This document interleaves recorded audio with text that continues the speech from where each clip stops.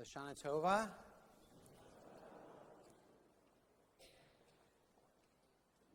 It's great to be with you all. I learned this morning that this is the 30th anniversary of us using this space for all kinds of things. So it's good to be in this space with you.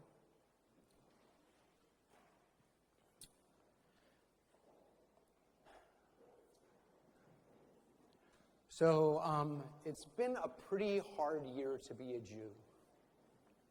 Not the easiest one to be a rabbi either. When Rabbi Ariane and I chose the theme of kindness, it's because we are hoping for kindness. We need kindness. We want kindness to just rain down. I think we're all probably more than a little aware that Monday will be October 7th. There's more to process in this sermon than one sermon can hold. So I'm only going to talk about Israel. Again, just one sermon. And there's not enough space in even this sermon for me to say all that's going to be said, all that could be said. Just in the last few days, Israel has sent ground forces into Lebanon. There's been a terrorist attack in Tel Aviv. Iran has launched ballistic missiles. And of course, the war in Gaza continues, where hostages are still being held. So even though I'm going to talk about Israel, I'm not going to talk about any of that. I am going to do my best. Mostly, I will succeed at saving political analysis for a different day. I'm not going to talk about what can be justified. I'm going to try to avoid blame. It could really be that some of you need to hear a different Israel sermon than the one I'm about to give. I apologize. This is the one I have in me. The sermon I'm going to give today is going to be about interconnection, about the connection between us and the people who live there. It's also going to be about kindness and compassion, and how kindness and compassion can frame our thinking about Israel and can guide us in our actions with each other. I'm going to tell some stories of Israelis and Palestinians who are, even in these hard moments, choosing love and choosing kindness and choosing compassion. These are brave stories that I tell because they heal my really damaged soul from this year. And I tell them because I hope that they might help us as we continue to navigate the rough and unknown terrain that is ahead. It's my practice whenever I say the word Israel to take a breath, especially if we're all talking together. So I invite you to take a breath.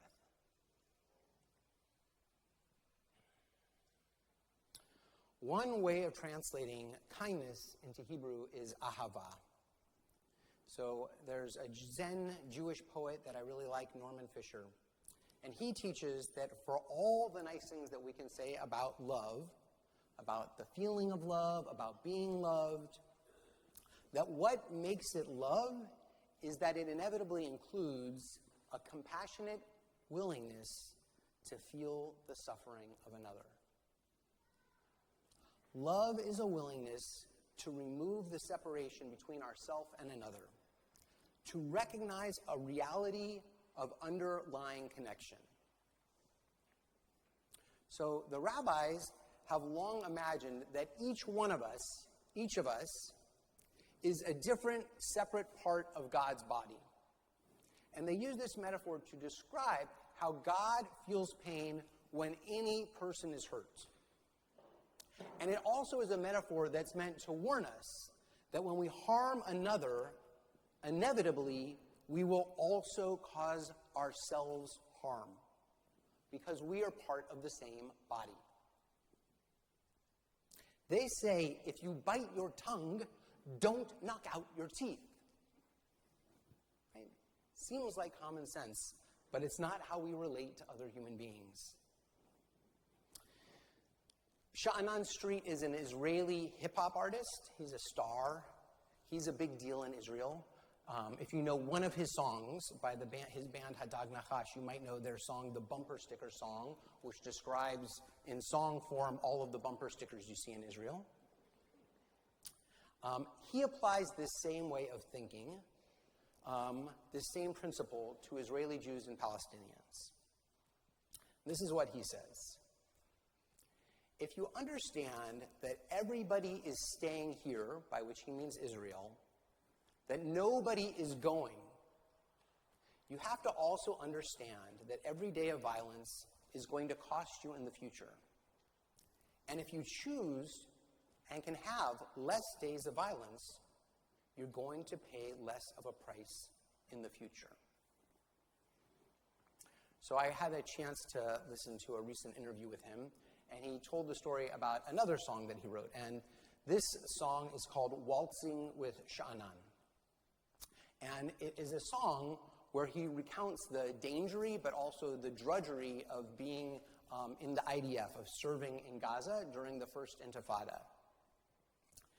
And he tells the story about how once a refrigerator was dropped from the top of the roof of a building with him as the intended target, and how it fell right behind him, and how he actually has no memory of what he was doing that day, but he can remember the feeling of just walking numbly on with whatever his mission was.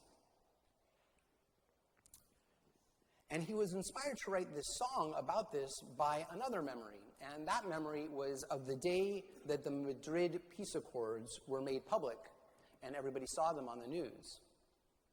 On that day, he went into Gaza with all of his platoon, with their guns, with their flak jackets on. But on this day, instead of people throwing stones at them, they were showered with flowers and with rice and with candy. So that's not a story that has been repeated too often. And actually, in the intervening 30 years, Sha'anan Street began to doubt, am I misremembering this? Did this actually happen? And so once he was in Jerusalem and he was playing a concert for a bunch of, army elite, generals. And he said, I have this memory. Do you remember that? Did that really happen? And sure enough, these elite soldiers, these generals who were also there, said, yeah, it happened. And they all shared their own stories of moments, whether it was in Gaza or in the territories or in the Golan, when on that very day, spontaneous acts of kindness, having their jeeps filled up with olive tree branches, just emerged all over the place. Sha'anan Street affirms with perfect clarity, with no hesitancy, that we should commemorate our losses, that we should remember every single terrorist attack. In fact, he's spent this year, much of this year, performing for people who've been displaced, performing for people who in some cases have lost everyone they love. But he asks the question, why can't we also commemorate the moments of love, the moments of kindness, the moments of celebration?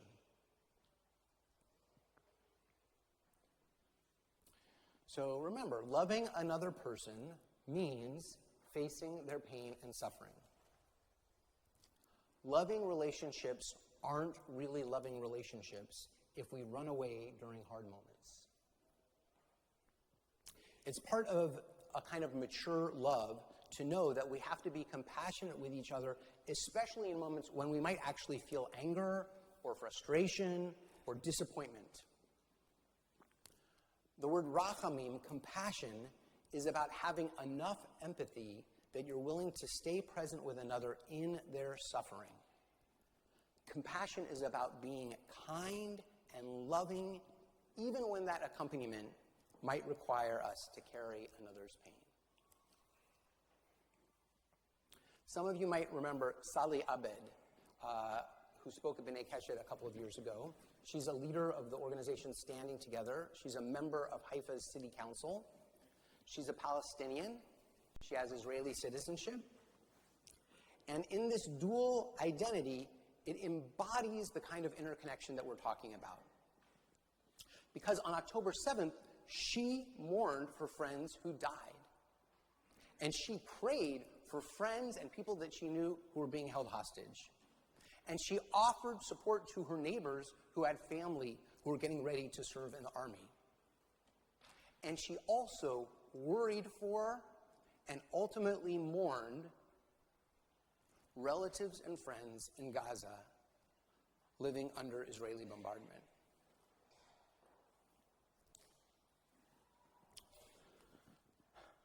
Let's talk about synagogue for a second.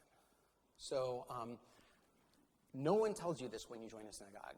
Maybe you came to join a synagogue because you wanted a place for your kids to study Hebrew school, or maybe you want a place to daven, to pray on Saturday morning, or you want to learn more about Judaism, or maybe you just want to meet some nice Jewish people in the area. But joining a synagogue has an effect of intertwining your life with a lot of other people's lives. People who you might not even know yet.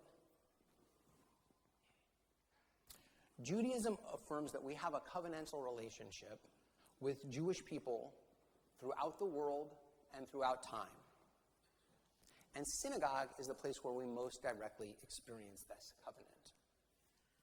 It's a place where we experience kindness being directed towards us, even if we haven't earned it.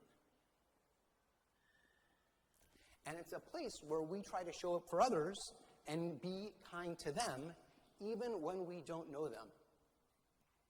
Right? When there's a Shiva minyan, sometimes people go because they know the person mourning. But I encourage you all to go, and many people do go who don't know the person mourning. And I promise you, if you are that person mourning, you cannot believe the impact of having people who you don't yet know setting aside time to be with you.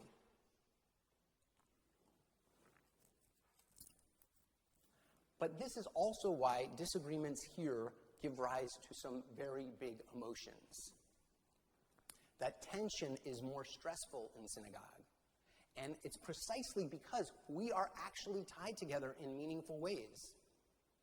And this is all the more true when we talk about important issues like Jewish security, Jewish survival, Jewish identity, Jewish ethics, which of course are all issues that are right at the surface when we talk about Israel and when we talk about the Israeli-Palestinian conflict.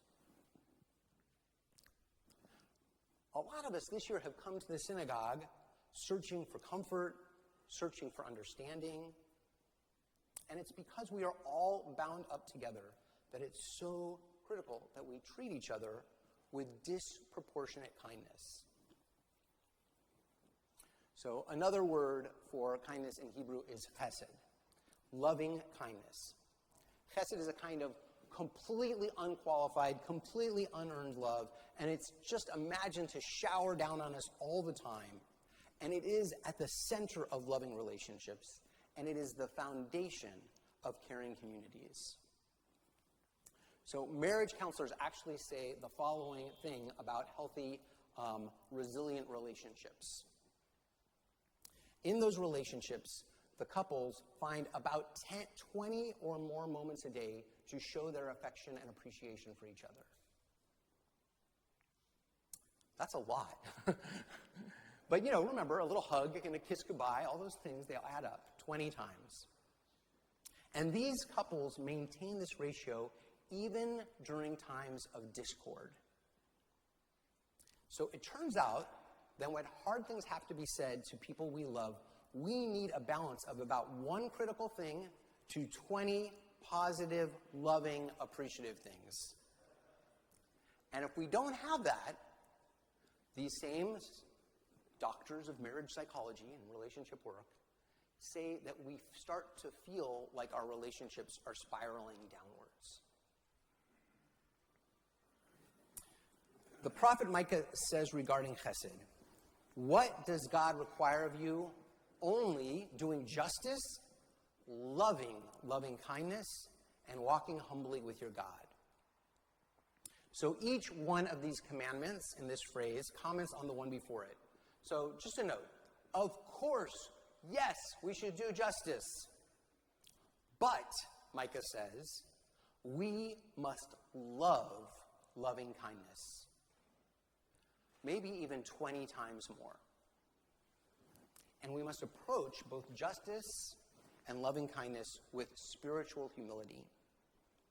Micah is imploring us to pursue what is right and what is just, but he tells us to disproportionately love chesed. We absolutely have to stop behaving and believing that just because our cause might be just, or just because it might be urgent, or maybe even because we're righteous, and I mean that in the best possible way, that we can express that cause in ways that cause harm. We just have to stop it. Because we're connected to each other. And verbal stabs, emotional slights, even when they're directed at others, they hurt us too. They hurt all of us as a community. So just consider for a moment, I don't know, maybe you're the one person in the congregation who hasn't talked about Israel this year. But think about some of the conversations you've had where Israel came up. And don't focus on the people you hate. Just focus on the people you think are kind, who have shown you kindness at some point ever. And consider if in your discussion about Israel with people who you know are kind, you ever raised your voice, you ever interrupted somebody or talked over them, you took pride in a really good zinger. Maybe after the conversation, you spoke negatively about the person you were arguing with when they weren't present. I'm just going to say, I have done all those things. I'm not trying to say that, there's some evil person in our congregation. We've all done those things. Because too often, when we are trying to convince each other of what is right, we fail to hear Micah's demand that we prioritize love and we prioritize humility.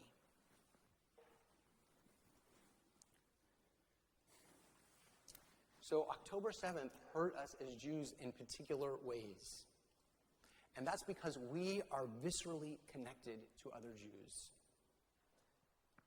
It says in the Talmud, Kol Yisrael Aravim Zeh B'Zeh. The entire Jewish people are connected, are bound up, one with the next. I happen to know that some of you love this idea. I also know some of you bristle at it. Right? You bristle to be associated with certain parts of the Jewish community. But the thing is that even when we bristle, that bristling is itself a sign of connection. It's just as true as could be. Maybe it's silly of me to even say it in a sermon, but our fate is intertwined with the fate of other Jews. And with nearly half of the Jews in the entire world right now living in Israel, our fate is particularly intertwined with theirs. Whether you think of Israel as a primary source of your Jewish pride, a place that you look to for security, a place that you love, or if you think about Israel and it makes you angry, or you feel judgmental, or maybe even you feel shame, or if you think of Israel and all of those feelings come up, the intensity of those feelings is an expression of this visceral connection. So I recently had a chance to meet a surprising human being. His name is Yisrael Paikoresh. And Yisrael lives in Efrat. Efrat is one of the most established settlements in the West Bank. He's a religious Zionist. Religious Zionism is an orthodox political movement from before the state of Israel that's centered on the land of Israel, the people of Israel, and Torah. And he's also the CEO of a peace group called Anachnu. Anachnu in Hebrew means us. Anachnu has a vision for a two-state solution. And on the surface, it looks a lot like other visions. And it's what he means by us that makes his vision unique. Yisrael Paikresh argues that the dominant theory of security in Israel for Jewish Israelis has rested on two principles. So the first of those principles is Jewish unity, and the second is separation from Palestinians. And he points out, something that I had not really thought of before, that since the first Intifada in the late 80s, Israel has been on a path of increasing separation with the Palestinian population, and that each separation has, in the short term, made it seem safer. But he argues that if you look at the overall trajectory, greater separation has been accompanied by greater violence. Rocks and Molotov cocktails in the first Intifada, suicide bombings in the second Intifada, missiles from Gaza and other deadly attacks, and he named this trajectory all before October 7th. And he is for sure not setting up an equivalency here, but he also catalogs the harm done to Palestinians to create this separation. Lost jobs, home demolitions, walls separating relatives, daily checkpoints, war in Gaza every few years, and of course, the current devastating war. And Paikresh notices that during the same period of time, the unity of Jewish Israelis has unraveled into polarization. So he argues that to move towards security and peace, the essential step, the first essential step that Jewish people must take is to take Jewish unity seriously. And for him, this has to include his neighbors, people who are in the settlements. And his organization is made up of 40% Orthodox settlers. And then he argues that the second step required to assure secure, a free, a democratic Jewish state is to accept that this goal is inevitably and inextricably bound up in the national aspirations of Palestinians for freedom, for security, for sovereignty. So we might call his principle, Kol Yoshvei Haaretz Aravim Zeh B'Zeh. All of the inhabitants of the land are bound one to another.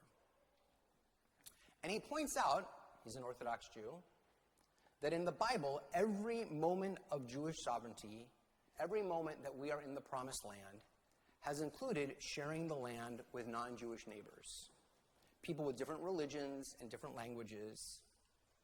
And that's why we see in the Bible over and over again all of the prophets arguing and berating us for intermarriage, because there were people to intermarry with. And that's why the Torah repeats over and over again, there shall be one law for you and the stranger who dwells among you. He points out that when the second temple was rebuilt, it was built from the very beginning under the authority of the Persian Empire. So there are 7.5 million Jews and 7.5 million Palestinians living between Lebanon and Egypt, between the Mediterranean and the Jordan Valley. And so much of the violence that has occurred between those populations has been the result of those who imagine that the existence of one of these groups can be ignored, erased, undone. The fate of Jewish Israelis and Palestinians are inextricably linked, whether they live in Haifa, or Jerusalem, or Hebron, or Gaza City. Maybe we should take another breath.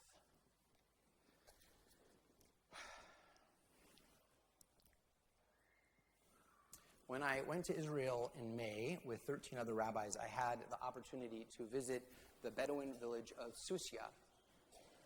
And to get there, our bus dropped us off on the road and we had to walk in because radical settlers had recently placed a giant boulder on the road that leads to their village, which meant that none of their cars could go in or out, and our bus couldn't go in or out. So we walked in. And there we met our Bedouin host, and he shared with us a story. In this story, he was rounded up by the IDF along with neighbors. This was 15 years ago, after the killing of a settler in a nearby town. And at that time, he was just a teenager. He was 17. He was never told why he was rounded up. He was never interrogated. But he was kept laying on the ground all night with his hands tied behind his back. And if he moved his face to the side, like this, to make it easier to breathe, he would get kicked. After 15 hours, he was released. He had to make the long trek home on foot. As he climbed the last hill before arriving home, he was distraught to see that his home and village were not there, that they had been demolished. He shared with us, our group of 13 rabbis, how he went to sleep that night filled with rage, how he went to sleep that night committed to vengeance, even if it meant sacrificing his own life. But the next day, when he woke up, a group of Jewish Israelis came to his demolished village with food and with tools to help rebuild. He says that until that day, he had always viewed Jews only as the enemy, only as an occupying force. But these Israelis who unexpectedly showed up with the kindness of food, helping to rebuild, caused him to rethink his assumptions. This, he told us, was the beginning of his journey of becoming a lifelong activist for peace. And just true to form, as we sat there in the sun, his son, now a teenager also, was treating us with kindness, was bringing to each one of us a tiny paper cup filled with warm, sweet tea.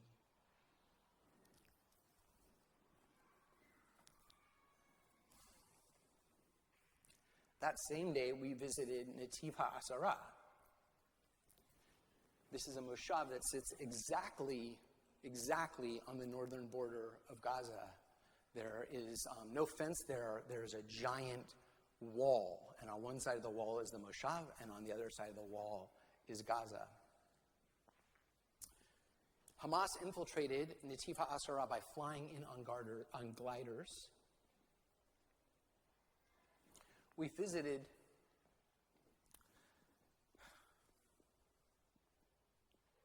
the home there of Bilha and Yaakov Inan. They were two of the very first people who were murdered on October 7th. Their home had been so thoroughly destroyed by a rocket and the fire of that rocket that only the cement foundation remained. Bilha and Yaakov's 5 children immediately understood that day on October 7th that their parents had died, that there would be no bodies to bury. They were the very first family in Israel to sit Shiva.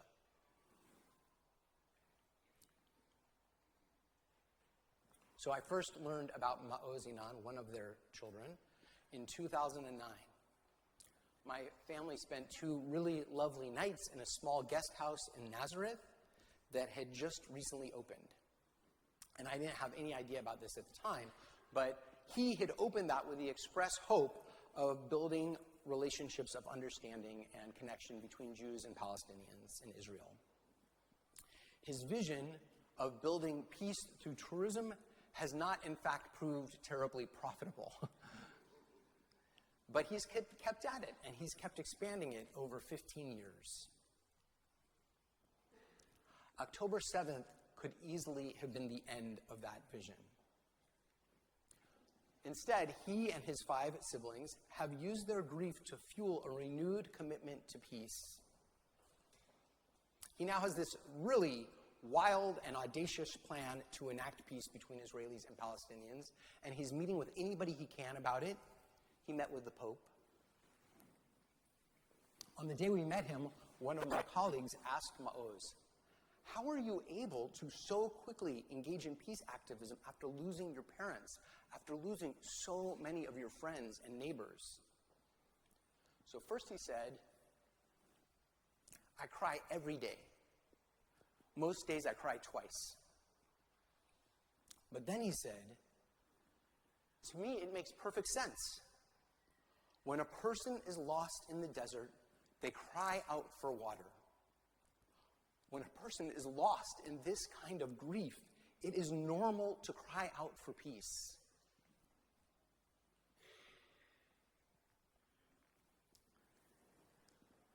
So really, let's just take another breath. And I want you to just notice, without any self-judgment, if you need to judge me, go ahead. But don't judge yourself, how you're feeling. Do you feel connected to the people in these stories? Do they seem naive to you? Do you feel inspired? Do you feel like they're not the whole story? They're not the whole story. I'm not telling you these stories because they're the only stories. I'm telling you these stories because these individuals have faced extraordinary loss, and they have chosen to respond by doubling down on kindness, on care, on connection. Their stories remind us that we also can make a similar, though hard, choice. In a world where we are inextricably bound up together, it might be the most realistic choice available.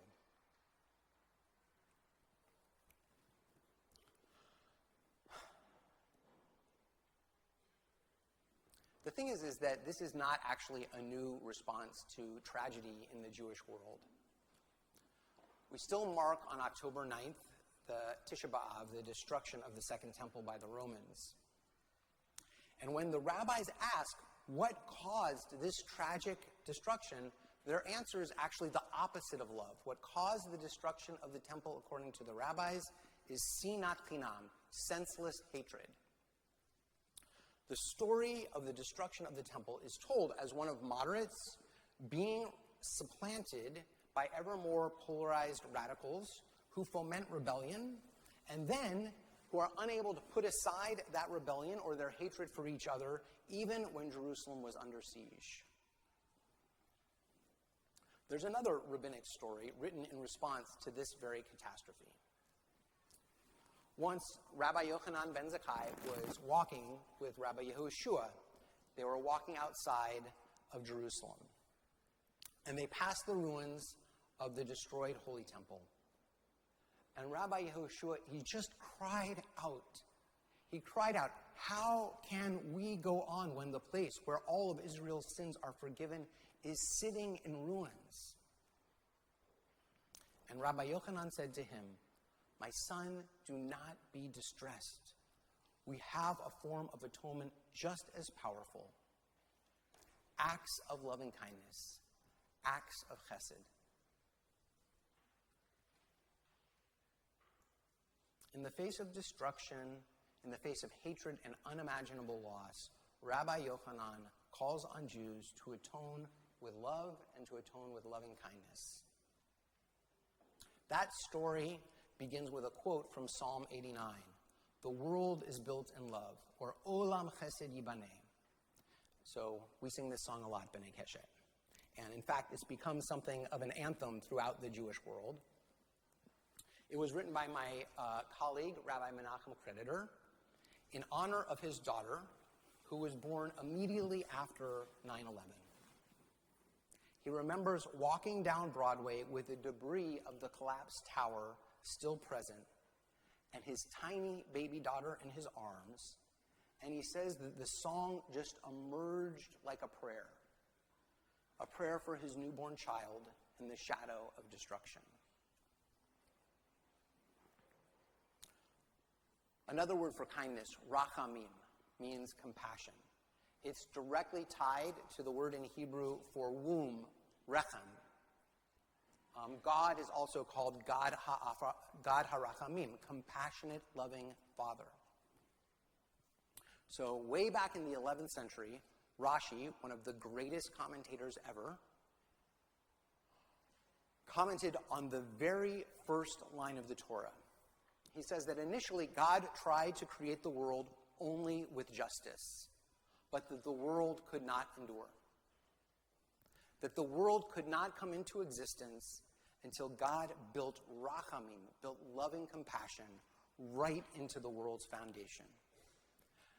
And we could say that just as a soul cannot be born into the world without a womb, a rechem, the world could not be born without compassion, without rachamim. Today's Rosh Hashanah. In a little while, we'll say, Hayom Harat Olam. Today, the world is born. The world is being born today for the Jewish people, whether they're in Israel or whether they're right here in this room. And that world needs our rachamim. It needs our compassionate willingness to sit with the pain of the other. It needs our chesed. It needs our unending, loving kindness. And it needs our ahava. It needs our disproportionate love. May it be a good year.